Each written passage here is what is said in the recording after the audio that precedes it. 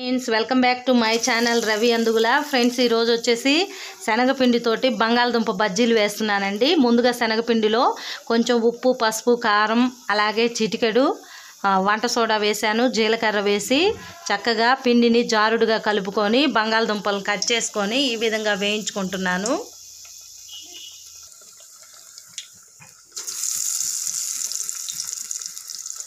Friends ఈ బజ్జీలు చాలా బాగుంటాయి.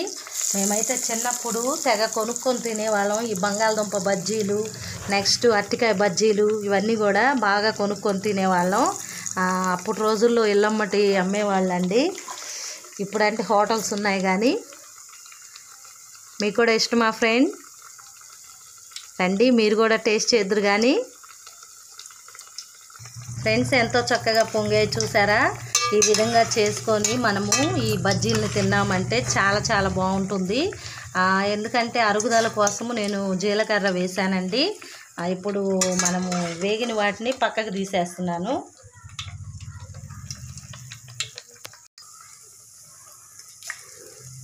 ఫ్రెండ్స్ ఈ విధంగా మనము బజ్జీలన్నిటిని కూడా వేసుకోవటమేనండి.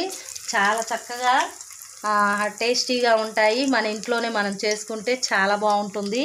ఈ విధంగా ఒక్కసారి ట్రై చేయండి, మీకు కూడా నచ్చుతాయి. నచ్చితే మాత్రం ఒక లైక్ చేయండి, అలాగే షేర్ చేయండి, సబ్స్క్రైబ్ చేయండి.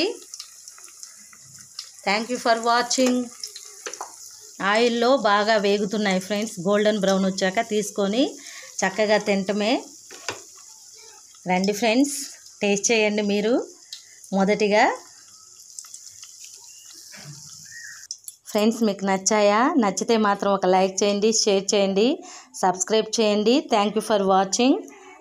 చాలా బాగుంటాయి ఫ్రెండ్స్. నచ్చితే లైక్ చేయండి. ఒకసారి మీరు కూడా తయారు చేసుకొని తినండి. Thank you so much for watching.